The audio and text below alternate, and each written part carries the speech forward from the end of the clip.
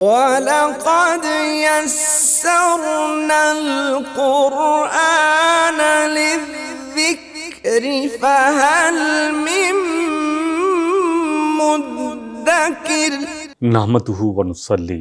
علی رسولہ الکریم اما بعد اعوذ باللہ من الشیطان الرجیم بسم اللہ الرحمن الرحیم رب اشرح لی صدری ویسر لی امری واحلل عقدۃ من لسانی یفقہوا قولی۔ سورہ نحل کی آیت نمبر 63 سے شروع کریں گے۔ تاللہ لقد ارسلنا الی امم من قبلک، اللہ فرمانے کہ اللہ کی قسم یقین ہم نے بھیجا الی امم بہت ساری امتوں کی طرف، بہت سارے گروہوں کی طرف، من قبلک آپ سے پہلے، یعنی ہم نے ارسال کیے، رسول بھیجے آپ سے پہلے بھی بہت ساری امتوں میں۔ فزین لہم الشیطان، تو شیطان نے ان کے برے اعمال ان کے لیے مزین کر دیے، انہوں نے رسول کی پاکیزہ باتوں کو قبول نہیں کیا، بلکہ جو برے اعمال تھے اس کے نتیجے میں جس پر وہ جمے ہوئے تھے، شیطان نے ان کے لیے وہ مزین کر دیے، خوبصورت بنا کے دکھائے۔ فزین لہم الشیطان اعمالہم وہو ولیہم اليوم، پھر وہ قیامت والے دن بھی ان کے ساتھ ہی ہوگا۔ وَلَهُمْ عَذَابٌ علیم، اور وہ دن ہے جس دن ان سب کو شیطان سمیت جن شیطانوں نے بہکایا ہوگا، چاہے وہ انسانوں میں سے ہوں جنوں میں سے ہوں، سب کو دردناک عذاب ہوگا۔ یہ آیہ مبارکہ رسول اکرم صلی اللہ علیہ وسلم کی تسلی کے لیے ہے، کیونکہ کفار مکہ کے شرک اور کفرانہ جو ان کے عقائد تھے اور ان کی جاہلانہ باتیں جو تھی، اس سے نبی صلی اللہ علیہ وسلم کو غم ہوتا تھا، تکلیف ہوتی تھی کہ یہ کیسی باتیں کر رہے ہیں، میں اتنی واضح باتیں ان کے سامنے بیان کر رہا ہوں جو ان کے فائدے کے لیے ہیں، اور یہ مجھ سے ایسی باتیں کر رہے ہیں جو بہت جہل والی ہیں۔ کفار مکہ کو شیطان نے گمراہ کر دیا تھا اور ان کو آپ سے دور کر رہا تھا کہ کسی طرح آپ کی بات پر کان نہ دھریں، یا یہ کہ قیامت کے دن شیطان کافروں کا دوست ہوگا۔ دونوں جس کا جو ترجمہ ہم کر سکتے ہیں اس آیت کا کہ اللہ فرما رہے ہیں فَزَيَّنَ لَهُمُ الشَّيْطَانُ أَعْمَالَهُمْ وَهُوَ وَلِيُّهُمُ الْيَوْمَ، یعنی اس اليوم سے مراد قیامت کا دن بھی لیا گیا ہے، اور اليوم سے مراد جو بھی دن چل رہے ہیں ان کا بھی لیا گیا ہے۔ شیطان جو ہے وہ دنیا میں بھی ان کا جن انسانوں کا دوست ہے، آخرت میں بھی وہ انہی کے ساتھ کھڑا ہوگا، یا وہ شیطان کے ساتھ ہی کھڑے ہوں گے۔ قیامت کے دن کفار کا کوئی اور دوست اور مددگار نہ ہوگا ما سوائے شیطان کے، کیونکہ جب کفار قیامت کے دن اللہ کے عذاب کو دیکھیں گے اور پھر شیطان کو بھی اس میں مبتلا دیکھیں گے، تو اس وقت ان کو یقین آ جائے گا کہ آج کے دن اس عذاب سے بچنے کے لیے ان کے لیے کوئی اور راہ نہیں ہے، کوئی نجات کا طریقہ نہیں ہے۔ اس لیے بطور طنز اور اقتضاء ان سے کہا جا رہا ہے کہ آج کے دن، یا کہا جائے گا اس وقت کہ آج کے دن صرف شیطان ہی تمہارا دوست ہے، وہی تمہارا کارساز ہے، وہی تمہارا کوئی کام آ سکتا ہے۔ وَمَا أَنزَلْنَا عَلَيْكَ الْكِتَابَ، اللہ فرما رہے ہیں کہ اور جو ہم نے نازل کیا آپ پر اس کتاب میں إِلَّا لِتُبَيِّنَ، تاکہ واضح کر دی جائے، لَهُمُ الَّذِي اخْتَلَفُوا فِيهِ، وہ باتیں جو جس کے بارے میں یہ آپس میں اختلاف کرتے ہیں۔ یعنی یہ قرآن، یہ کتاب میں جو کچھ نازل ہوا ہے وہ اس لیے ہے تاکہ وضاحت کر دے ان اختلافات میں، جن اختلافات میں یہ پڑے ہوئے ہیں، یا جن باتوں میں یہ اختلاف کر رہے ہیں اس کو واضح کر دیا جائے۔ إِلَّا لِتُبَيِّنَ لَهُمُ الَّذِي اخْتَلَفُوا فِيهِ، تاکہ جن چیزوں کے بارے میں یہ اختلاف کر رہے ہیں، جن چیزوں کے بارے میں اس کو واضح کر دیا جائے۔ وَهُدًى وَرَحْمَةً لِقَوْمٍ يُؤْمِنُونَ، اور یہ قرآن ہدایت بھی ہے، رحمت بھی ہے، کن کے لیے؟ ان لوگوں کے لیے جو اس پر ایمان لے آئے۔ دیکھیں قرآن الحمدللہ سب کے لیے، نصیحت تو سب کے لیے ہے، لیکن ہدایت جو اس پر ایمان لے آئیں گے ان کے لیے ہدایت اور رحمت بن جائے گا۔ یہ بات ہم نے الحمدللہ سورہ یونس میں کافی ڈیٹیل میں کی ہے۔ اس کے اوپر نبی صلی اللہ علیہ وسلم کے زمانے بعثت میں جب آپ کو مبعوث کیا گیا، آپ کو اللہ سبحانہ و تعالیٰ نے غار حرا میں قرآن آپ کے قلب پر اتارا اور پھر آپ کو کہا کہ اپنی قوم کو جا کر دعوت دیں۔ اس سے پہلے لوگ مختلف دینوں اور مختلف ملتوں کے مختلف طریقوں کے پیروکار تھے۔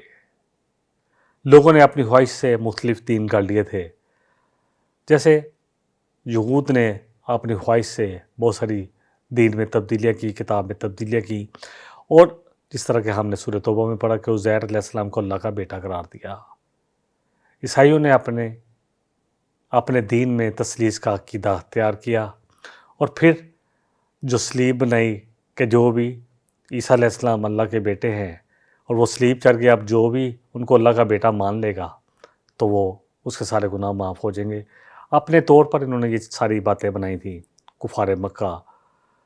جن کی طرف نبی رحمت صلی اللہ علیہ وسلم کو رسول بنا کر بھیجا گیا۔ کفار مکہ فرشتوں کو اور جو اپنے ہاتھ سے بنائی ہوئی مورتیاں یا بت تھے ان کو اللہ کی بیٹیاں قرار دیتے تھے اور ان کی پرستش کرتے تھے، اور سمجھتے تھے کہ یہ ہمیں اللہ کے ہاں ہماری سفارشی ہوں گی یا سفارش کریں گے۔ جس طرح آج ہم مسلمان بھی اپنے آپ کو ذرا دیکھ لیں، کیونکہ امتوں میں تو بگاڑ آتے ہی ہے۔ پانی جب چشمہ جہاں سے پھوٹتا ہے نا، جہاں سے برف پگھلتی ہے تو خالص ہوتا ہے، پھر جیسے جیسے جہاں سے گزرے ویسے ویسے اس میں بہت ساری چیزیں شامل ہوتی رہتی ہیں۔ جیسے ہم الحمدللہ مسلمان ہیں، لیکن ہمارا بہت سارا وقت جو کلچر ہے وہ ہندوؤں کا اس کے ساتھ گزرا، اور آج بھی بہت سارے ہم علیحدہ تو ہو گئے الحمدللہ، اللہ نے یہ خوبصورت خطہ میں دے دیا، لیکن کلچر شاید ہم آج بھی ان کا نہیں بھولے اور وہی کلچر اپنائے ہوئے ہیں۔ ان مشرکین میں بعض قیامت کا انکار بھی کرتے تھے، اور آج کل ہم مسلمان اگر دیکھا جائے تو زبان سے تو نہیں کہتے، لیکن جو ہمارا حال حلیہ ہے، جو ہمارا ایٹیچیوڈ ہے، جو ہمارے اعمال ہیں، اس سے بہرحال ہم اپنے پر غور کریں تو ہم بھی سمجھتے ہیں کہ قیامت کوئی قائم نہیں ہونی۔ خود ساختہ دین بنا رکھا ہے، اور پھر حلال اور حرام کے اپنے زاویے، اپنے پیمانے بنا لیے ہیں۔ جس کو جی چاہے حرام قرار دیتے ہیں، اور جس چیز کو چاہے حلال قرار دے دیتے ہیں۔ آج ہمارا حال جو ہے بہرحال ہم دیکھ لیں گے یہی ہے، یہ سے کچھ مختلف ہے۔ اللہ فرما رہے کہ ہم نے اس کتاب کو اس لیے نازل کیا تاکہ حق اور باطل میں فرق کر دے۔ یہ فرقان ہے، یہ بتائے گی کہ حق کیا ہے اور باطل کیا ہے، یہ بتائے گی کہ حلال کیا ہے، حرام کیا ہے، یہ بتائے گی کیا جو ہے وہ اللہ کی طرف سے ہے اور کیا چیزیں جو ہم نے اپنی طرف سے کر لی، یہ بتائے گی کہ معیشت کیسی ہونی چاہیے، یہ بتائے گی معاشرت کیسی ہونی چاہیے، یہ بتائے گی کہ ہمیں ہماری زندگی کا مقصد کیا ہے اور ہمیں کن چیزوں سے اجتناب کرنا ہے اور کن چیزوں کی طرف ہمیں جانا ہے۔ یہ سب کچھ یہ کتاب واضح کرے گی۔ لیکن یہ کتاب الحمدللہ جو مسلمانوں کے لیے نصیحت بھی ہے اور رحمت بھی ہے، لیکن کن مسلمانوں کے لیے اور پوری دنیا کے لیے یہ ذکر جو ہے کہ پوری دنیا کے لیے نصیحت ہے، کیونکہ اللہ سبحانہ وتعالیٰ نے سورہ یونس میں جب ہم نے پڑھا تھا آیت نمبر 57 میں، یا ایھا الناس قد جاءتکم موعظۃ من ربکم، کہ تمام انسانوں یقیناً تمہارے طرف اللہ کی جانب سے دلوں کو نرم کرنے والی، دلوں کی دنیا کو بدلنے والی ایک خوبصورت نصیحت آ چکی ہے۔ وَشِفَاءٌ لِمَا فِي الصُّدُورِ، جو دلوں کے تمہارے سینوں کے اندر جو چیزیں اللہ اکبر بیماریاں ہیں نا، بغض، حسد، کینہ، لالچ، حب الدنیا اور یہ جتنی بھی بیماریاں ہیں ان کی شفا ہے، ان کا علاج ہے اس کتاب میں، اس قرآن میں۔ فی الصدور وہدی ورحمۃ للمؤمنین، ہاں،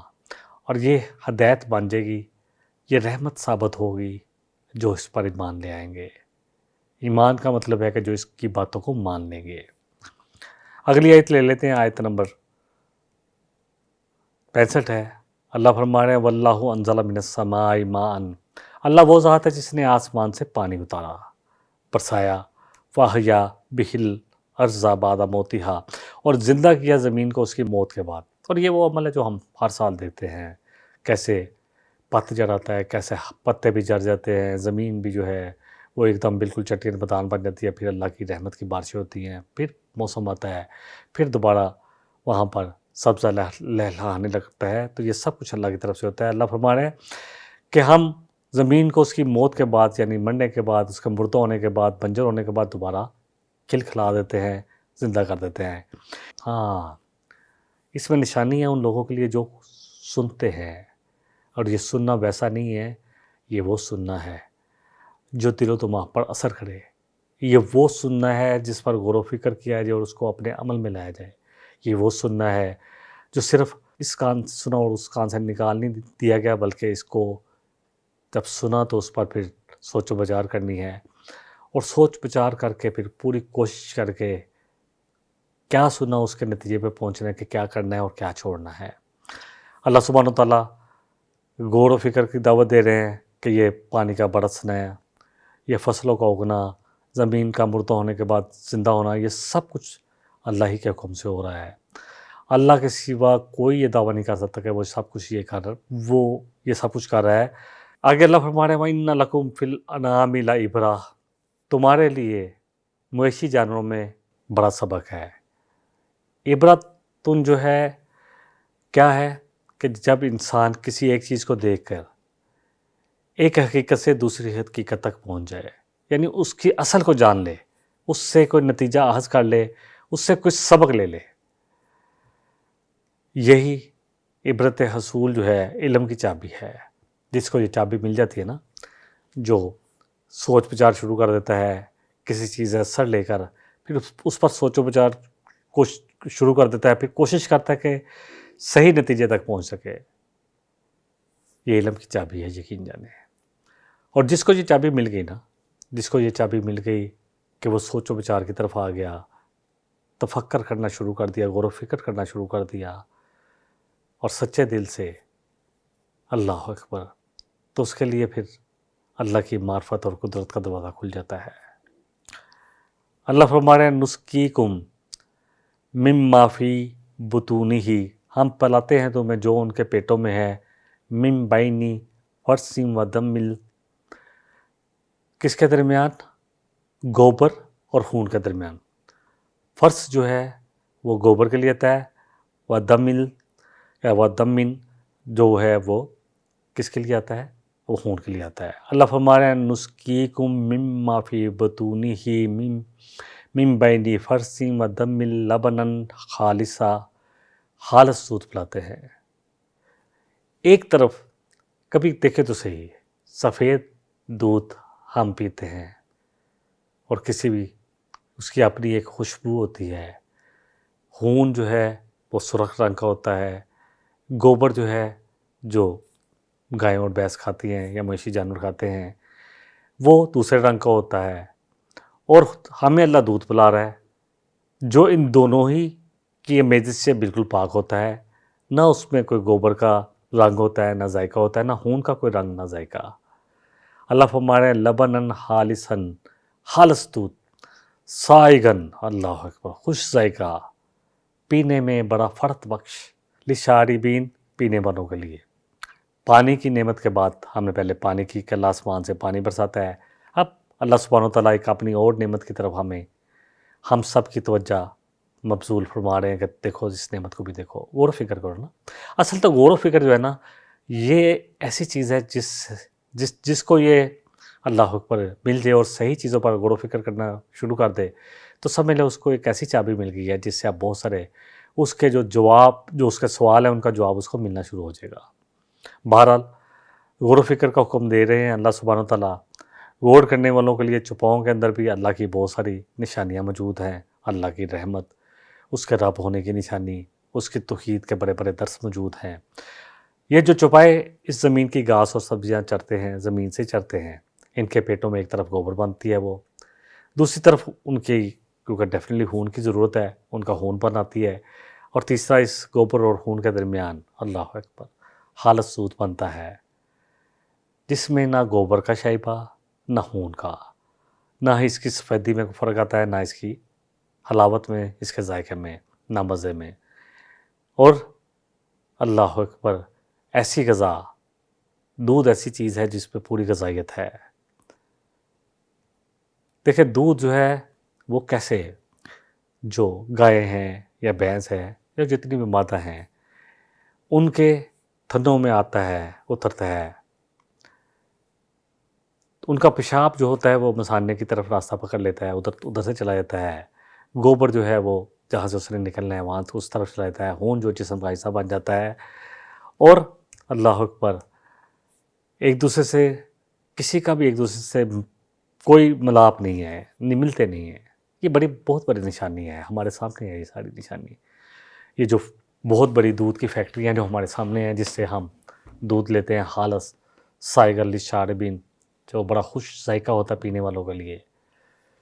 تو بہرحال اللہ کے کرم سے، اللہ کے فضل سے، ان چیزوں سے ہوتے ہوئے، پیشاب بہانا، خون سے ہوتے ہوئے دودھ جو ہے وہ تھنوں میں آ جاتا ہے، جو ہر قسم کی امیزش سے پاک، پینے والوں کے لیے نہایت خوشگوار، لذیذ، صحت مند اور غذا بخش ہوتا ہے، پوری غذائیت رکھتا ہے۔ اور یہ صورتحال کائنات کا سارا نظام اس چیز کی گواہی دے رہا ہے۔ یہ تو صرف ایک نشانی، آگے بھی بہت ساری نشانی ہیں، یہ نشانیوں والی صورت ہے۔ سورہ روم میں بھی بہت ساری نشانیوں کا ذکر کریں گے اللہ، کہ یہ سارے کا سارا جو ہے نظام اور کائنات میں پھیلا ہوا پورے کا پورا یہ سسٹم جو ہے، یہ اس بات کی گواہی دے رہا ہے کہ یہ کائنات ایک حکیم اور رحیم اللہ اکبر ذات کے ارادے سے وجود پذیر ہوئی یا وجود میں آئی، اور یہ الحمدللہ ثم الحمدللہ اللہ کی رحمت اور اس کی حکمت سے ہی چل رہی ہے، رکی نہیں ہے۔ اللہ نے اس کو پیدا کیا اور ہر چیز اس کی حکمت سے چل رہی ہے، اور یہ سب کچھ ہم نے پڑھا تھا کہ اللہ سبحانہ و تعالیٰ کہہ رہے ہیں کہ یہ سب کچھ ہے انسان تیرے لیے کیا گیا۔ کتنی نشانیاں ہمیں زمین پر نظر آتی ہیں، لوگ ہم گزر جاتے ہیں ان پر سیر و تفریح کی نگاہ سے، لیکن ہم غور و فکر نہیں کرتے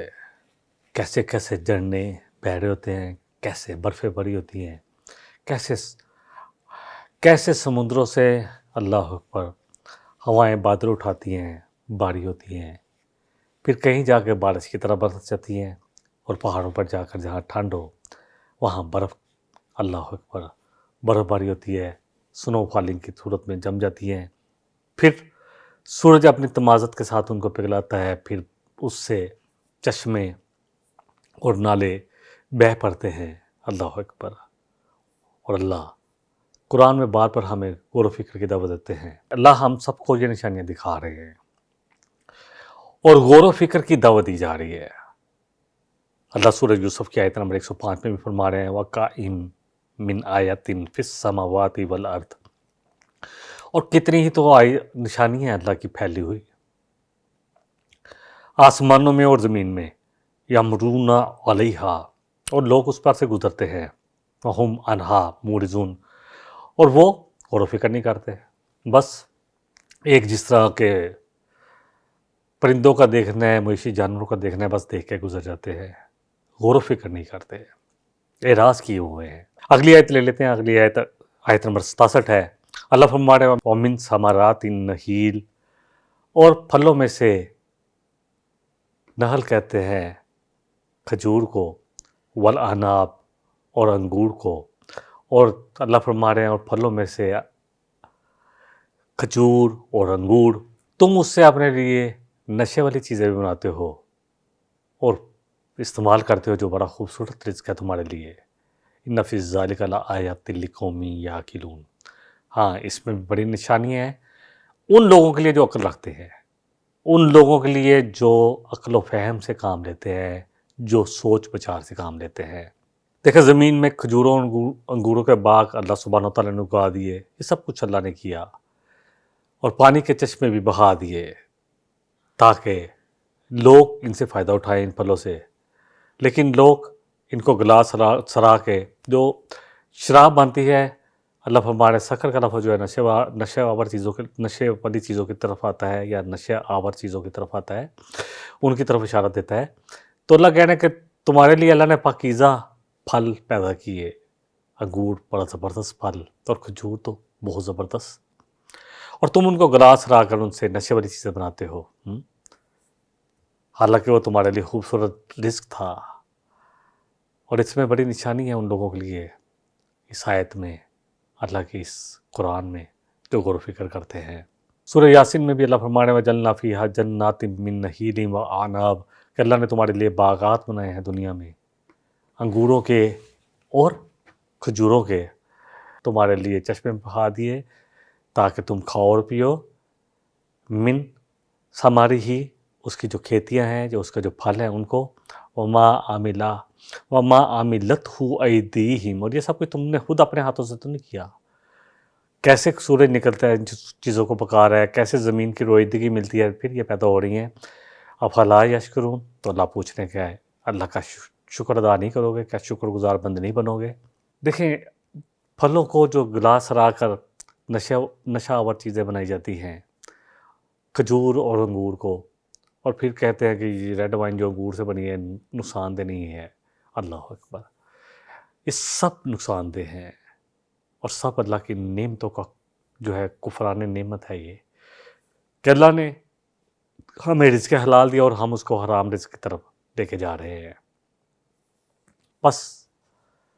عقل مند وہی ہیں جو ان نعمتوں سے اللہ کی قدرت اور عظمت کو پہچان سکتے ہیں، اور پھر اس عقل کی نگہبانی کے لیے شریعت مطہرہ نے ہر قسم کی نشے والی چیز امت پر حرام کر دی، کیونکہ نشہ آور چیز جو ہے نا، اللہ اکبر، عقل کی نگہبانی کے لیے اللہ نے کیا ہے، کیونکہ جب نشہ کوئی کرتا ہے تو پھر عقل کہاں رہتی ہے، پھر انسان کو ہوش ہی نہیں رہتا، وہ ایسی باتیں کرتا ہے جو کبھی ہوش میں نہیں کر سکتا۔ اگلی آیت جو ہے وہ اسی پر اس کا سورہ مبارکہ کا نام ہے وَأَوْحَىٰ رَبُّكَ إِلَى النَّحْلِ، اللہ کہہ رہے ہیں کہ ہم نے اور وہی کیا آپ کے رب نے، اللہ اکبر، وَأَوْحَىٰ اور وہی کیا ربُّكَ آپ کے رب نے، نبی صلی اللہ علیہ وسلم، إِلَى النَّحْلِ شہد کے مکھی کی طرف، أَنِ اتَّخِذِي مِنَ الْجِبَالِ بُيُوتًا بنا پہاڑوں پر اپنے چھتے، وَمِنَ الشَّجَرِ اور درختوں پر، وَمِمَّا يَعْرِشُونَ اور جو بیلیں ہیں جو اس بیلوں پر شہد کی وہ بناتی ہیں، جو بڑی بڑی بیلیں لگی ہوتی ہیں ان پر، وہی جو ہے نا اوحا کا لفظ آیا ہے، وہی کے لغوی معنی خفیہ اور لطیف اشارہ ہے، جیسے اشارہ کرنے والے اور اشارہ پانے والے کے سوا کوئی دوسرا محسوس نہیں کرتا، جسے جب اشارہ اللہ کی طرف سے ہوتا ہے تو جس کی طرف اشارہ ہوتا ہے وہی محسوس کرتا ہے، جس طرح اللہ فرما رہے ہیں اوحا ربی کا الی النحل، تو اللہ نے یہ وہی جو ہے اشارہ جو ہے نہیں کو کس کو دیا ہے؟ نحل کو، یعنی شہد کی مکھی کو، کہ تو اپنے گھر بنا درختوں پر، پہاڑوں پر اور چھتوں پر، اور پھر اللہ اکبر، اللہ کے کام پہ لگ جا۔ بہت خوبصورت اشارہ جو وہی کہلاتی ہے، اور جیسے کہ میں نے پہلے بھی بیان کیا، عرض کیا کہ اشارہ پانے والے کے سوا کوئی اور اس کو محسوس نہیں کرتا، اور اسی کے مناسبت سے القاء کا لفظ بھی آتا ہے قرآن میں، یعنی دل میں بات ڈال دینا۔ الہام جو ہے یعنی مخفی تعلیم جو دی جاتی ہے یا تلقین کی جاتی ہے انسان کو، کوئی سبق موز بات اللہ دل میں ڈال دیتے ہیں۔ اللہ تعالیٰ اپنی مخلوق کو جو بھی تعلیم دیتے ہیں، کسی اللہ کی مخلوق تو شہد کی مکھی بھی ہے، گائیں بھینس بھی ہے، درخت بھی ہے، کسی مکتب اور درسگاہ میں نہیں دی جا سکتی، بلکہ یہ تعلیم اور تلقین ایسے لطیف اشاروں کے ذریعے، طریقوں کے ذریعے دی جاتی ہے جو بظاہر اللہ اکبر کوئی جو بظاہر نظر نہیں آتے، اور بظاہر نہ کسی کو سمجھ آتی ہے کہ تعلیم کیسے دی جا رہی ہے، کس کو دی جا رہی ہے، اور کون تعلیم پا رہا ہے۔ اللہ فرما رہے ہیں جیسے سورہ حامیم سجدہ میں وَأَوْحَىٰ مِن كُلِّ سَمَاءٍ أَمْرَهَا کہ اللہ وہی کر دیتا ہے، حکم دیتا ہے، ڈال دیتا ہے، آسمانوں نے جو کچھ کرنا ہے نا، ہر ایک کو اس کے جو احکامات ہیں اللہ کے جو اس نے کرنا ہے وہ اللہ اس کو القاء کر دیتا ہے، اس میں وہی کر دیتا ہے۔ پھر اللہ سبحانہ وتعالیٰ فرما رہے ہیں جیسے سورہ زلزال میں آتا ہے یومئذ تحدث اخبارہا کہ جی اس دن زمین اپنی خبریں بیان کر دے گی، بِأَنَّ رَبَّكَ أَوْحَىٰ لَهَا کیونکہ آپ کے رب نے اس کو وہی کیا ہو کہ زمین تجھ پر جو کچھ ہوگا تو نے قیامت والے دن بیان کرنا ہے۔ سورہ زلزال کی آیت نمبر 4 اور 5 ہے۔ اسی طرح اللہ سبحانہ تعالیٰ، ہم نے سورہ انفال پڑھی، اس میں اللہ فرما رہے ہیں اِذْ یُوحِی رَبُّکَ إِلَى الْمَلَائِکَةِ انی معکم فثبتوا الذین آمنوا، کہ جب وحی کیا آپ کے رب نے کس کی طرف؟ فرشتوں کی طرف، کہ میں تمہارے ساتھ ہوں، تم میرے مومن بندوں کے قدم جمائے رکھنا۔ سورہ انفال کی آیت نمبر 12 میں پڑھا۔ اسی طرح ہم سورہ قصص میں پڑھیں گے انشاءاللہ، 28 نمبر سورہ ہے، وَأَوْحَيْنَا إِلَىٰ أُمِّ مُوسَىٰ أَنْ أَرْضِعِيهِ۔ شہد کی مکھی جو ہے، ڈیفینیٹلی شہد جو ہے بڑی، اس میں اللہ نے اس کو بھی شفا کہا ہے، قرآن کو بھی شفا فرمایا ہے اللہ نے۔ اس کا پورا کام فطری تعلیم کے ذریعے سکھایا گیا ہے اس کو۔ اس آیت میں ہے کہ یہ وہی جو ہے صرف شہد کی مکھی تک محدود نہیں ہے، مچھلی کو تیرنا، پرندے کو اڑنا، نوزائیدہ بچے کو اللہ اکبر ماں کا دودھ پینا، سب کچھ یہ کس نے سکھایا ہے؟ یہ سب کچھ اللہ نے وہ وہی کر دی ہے جو انسان کے اندر اور بہت سی چیزوں کے اندر انگریڈینٹ کر دی ہے۔ پھر ایک انسان کو غور و فکر اور تحقیق و تجسس سے کے بعد صحیح تدبیر یا صائب رائے یا فکر و عمل کی صحیح راہ بھی اللہ ہی سے خود سجاتا ہے۔ انبیاء جسے نوازے گئے ہیں ان کی طرف وہی کرتا ہے اللہ کہ جو بھی ہے، اور اس وحی میں پورا شعور ہوتا ہے، اور یہ وحی اللہ کی طرف سے ہوتی ہے، اور من جانب اللہ کی طرف سے ہونے کے وجہ سے یہ بالکل حقیقت پر مبنی ہوتی ہے اور یقینی ہوتی ہے، اور وہ وہی جو فرشتے انبیاء کی طرف کرتے ہیں عقائد، احکام اور قوانین اور ہدایت پر مشتمل ہوتی ہے، اور اسے نازل کرنے کی غرض یہ ہوتی ہے کہ نبی جتنے بھی انبیاء ہیں اس کے ذریعے پوری نو انسانی کو یا جن کی طرف ان کو بھیجا گیا ہے ان کو خبردار کر دے۔ ثم کلی من کل الثمرات فاسلوکی سبل ربک ذللا، پھر تو چل اپنے رب کے راستے پر جو تیرے لیے مقرر کر دیا گیا ہے، ہموار راہوں پر چل، پورے نظام اور طریقہ کار کی طرف اشارہ ہے جس پر شہد کی مکھیوں کا ایک گروہ کام کرتا ہے، ان کے چھتوں کے ساتھ ان کے گروہوں کی تنظیم۔ یہ شہد کی مکھی درمیان سے شروع نہیں کرتی بلکہ سائڈوں سے شروع کر کے پھر ایسے زبردست طریقے سے مل جاتے ہیں، اور جو ملکہ مکھی ہوتی ہے وہ کسی ایک گندی مکھی کو بھی اس طرف نہیں آنے دیتی۔ ان کی تنظیم اور ان کے کارکنوں کی تقسیم کار یہ سب ملکہ مکھی کرتی ہے، اور پھر آمد و رفت کا جو طریقہ ہے، کہاں سے آنا ہے اور کیسے آ کر اس کو میں جو بھی وہ پھل یا جو بھی چوس کے آ رہی ہیں، جس پھل کی جو جوس ہے اس نے آ کر اس میں ڈالنا ہے، یہ سب کچھ ایک لگے بندے طریقے سے ہو رہا ہے، اور یہ شہد کے بے شمار چھوٹے بڑے کارخانے ہزارہ سالوں سے ہمارے لیے کام کرے، انسانوں کے لیے۔ یخرج من بطونہا شراب مختلف الوانہ، اللہ ہمارے نکلتے ہیں ایک ایسے شربت ان میں سے جس کے رنگ علیحدہ ہوتے ہیں، یعنی شہدوں کے رنگ بھی علیحدہ ہوتے ہیں، فیہ شفاء للناس، اللہ فرما رہا ہے کہ اس میں لوگوں کے لیے شہد میں جو ہے شفا ہے۔ قرآن کو بھی کہا گیا شفا، اور شہد میں بھی۔ شہد ایک مفید اور لذیذ غذا ہے، تو ظاہر ہے اس کا ذکر اس لیے کیا گیا ہے کہ اس کے اندر شفا ہے، اور نسبتاً ایک مفید بات ہے کہ اس پر بھی متنبہ کر دیا گیا ہے کہ شہد کے بعض امراض کے علاج میں بہت مفید بھی ہے، کیونکہ اس کے اندر پھلوں اور پھولوں کا رس بھی ہوتا ہے، اور گلوکوز بھی ہوتا ہے، اور بہت ساری بیماریوں میں شفا بھی ہے، کیونکہ جو شہد کی مکھی ہے بہت ساری جڑی بوٹیاں بھی ان کا جو رس بھی چوستی ہے۔ چنانچہ دنیا کے